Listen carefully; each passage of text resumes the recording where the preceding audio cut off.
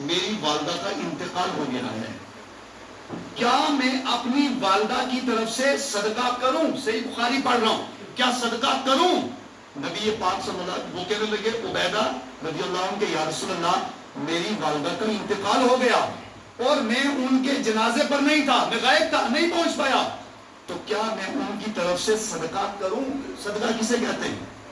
ہم جو دوسرے کو پانی پلا دیتے یہ بھی صدقہ ہے، کھانا کھلاتے یہ بھی صدقہ ہے، راستہ بنا دینا یہ بھی صدقہ ہے، اور باقی جو سلسلہ یہ بھی صدقہ ہے۔ اب انہوں نے اس بات کو معتبر جانا تبھی تو سوال کیا۔ مجھ آپ سوال کی حیثیت کو دیکھیں، جب معتبر جانیں گے تبھی سوال کریں گے۔ حضرت عبیدہ نے اس سوال کو معتبر جانا کہ مرنے کے بعد میت کو فائدہ ہوتا ہے، تبھی سوال کیا۔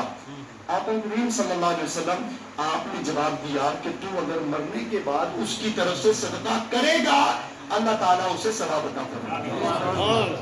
ایک آخری بات، یہ جو کہا گیا کہ درود شریف اذان سے پہلے پڑھیں اذان کے بعد پڑھیں، بس آپ کے لیے تو ایک ہی معیار ہے، ہمارے لیے اور آپ کے لیے ہمیں کوئی ضرورت نہیں ہے جناب فلاں سے دکھاؤ، یہاں سے دکھاؤ، وہاں سے دکھاؤ۔ ہم جو کر رہے ہیں فقط مصطفیٰ کی محبت میں، مصطفیٰ کی محبت میں۔ بہرحال علامہ حجر مکی نے لکھا ہے، میرے پاس موجود ہے، اور باقی امام شافعی نے لکھا ہے، اور باقی ائمہ نے اس کو لکھا ہے۔ حضرت بلال رضی اللہ عنہ آپ ایک عورت کے گھر تشریف لے جاتے تھے، وہ اس کا گھر مدینہ سے بہت دور تھا، یہ اس کے گھر جا کر کے اس کے مکان کے چھت کے اوپر اذان دیا کرتے تھے تاکہ اور لوگوں کو پتہ چل جائے اذان کا وقت ہو گیا ہے۔ سبحان اللہ، اسے بازائے اذان کا وقت ہو گیا، وہ چھت کے اوپر کھڑے ہو کر کے اذان دیتے تھے۔ اذان سے پہلے ایک جملہ کہتے تھے کہ اللہ کا شکر ہے اللہ تبارک و تعالیٰ نے ہمیں مصطفیٰ کا غلام بنایا، اور اللہ کا شکر ہے کہ اللہ تعالیٰ نے قریش کو دین کے لیے قبول فرمایا ہے، کیونکہ سرکار کا سلسلہ قریش سے ہے۔ وہ اذان سے پہلے ہر بار یہ جملہ کہتے تھے۔ ابن حجر مکی نے لکھا، امام حجر اسقلانی نے لکھا جو امام الائمہ ہیں، وہ دلیل کے طور پر لکھتے ہیں کہ جب حضرت بلال نے کوئی بھی اذان اس سے پہلے یہ جملہ نہیں کہا، ہر اذان سے پہلے یہ جملہ کہتے تھے، آگے وہ اس کو بطور دلیل پیش کرتے ہیں کہ جب انہوں نے کوئی جملہ نہیں چھوڑا یہ انہیں ہر اذان سے پہلے کہتے اور بطور دلیل پیش کرتے۔ دلیل کیا تھی کہ مصطفیٰ جان رحمت کی تعریف اور توصیف بیان کرنا۔ علامہ ابن حجر مکی لکھتے ہیں، امام حتمی لکھتے ہیں، حجر اسقلانی لکھتے ہیں کہ اس سے پتہ یہ چلا اذان سے پہلے بھی مصطفیٰ کی تعریف بیان کرو، اذان کے بعد بھی مصطفیٰ کی تعریف بیان کرو۔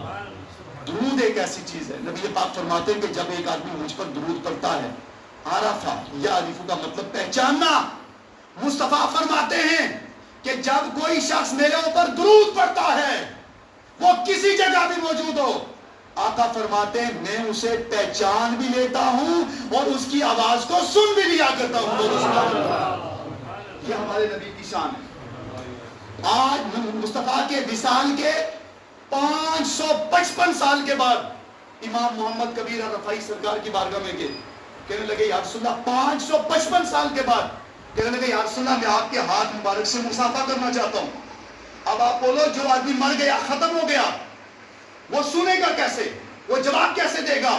ہاں یہ ہر ایک نہیں سن سکتا، لیکن اللہ نے جس کے لیے پوری کائنات بنائی ہے وہ سن بھی سکتے ہیں، وہ جواب بھی عطا فرما سکتے ہیں۔ جب امام محمد کبیر علامہ جلال الدین سیوطی نے لکھا ہے، اور جلال الدین سیوطی وہ ہیں جنہوں نے 72 بار جیتے جاگتے مصطفیٰ کا دیدار کیا، وہ لکھتے ہیں کہ امام محمد کبیر رفاعی جب سرکار کی بارگاہ میں گئے اور کہنے لگے یا رسول اللہ آپ کے ہاتھ سے مصافحہ کرنا چاہتا ہوں۔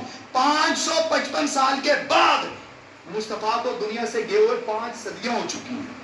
کتنی صدیاں ہو گئی ہیں؟ 5 صدیاں ہو گئی ہیں۔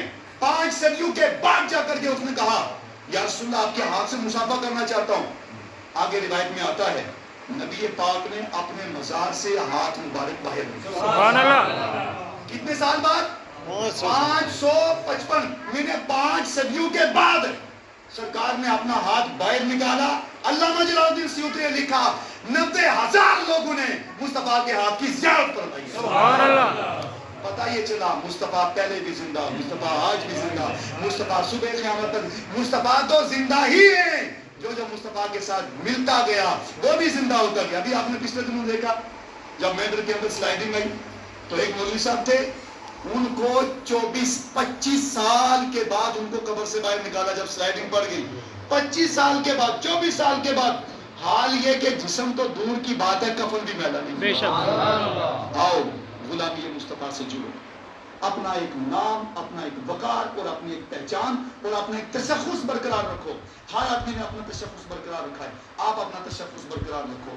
سب چیزوں پر سمجھوتا کر لو، ہر چیز پر سمجھوتا کر لو، لیکن خدا کے لیے. پیر میرے علی صاحب نے کہا تھا اور باقی ہمارے بزرگوں نے لکھا ہے کہ آپ کو بازار میں جو بھی نئی چیز ملے وہ لے لیں. آٹا لے لیں، لباس لے لیں، کپڑے لے لیں، سب کچھ جو جو نیا ملے وہ سب لے لیں، لیکن خدا کا واسطہ اپنا دین نیا نہیں لینا. اس لیے کہ اہل سنت بھی پرانا، خدا بھی، رسول بھی، یہ طریقہ بھی پرانا، اور جو اس طریقے کے اوپر چلتا رہے گا اللہ تعالیٰ اسے جنت عطا فرمائے. اس لیے اپنا تشخص برقرار رکھو.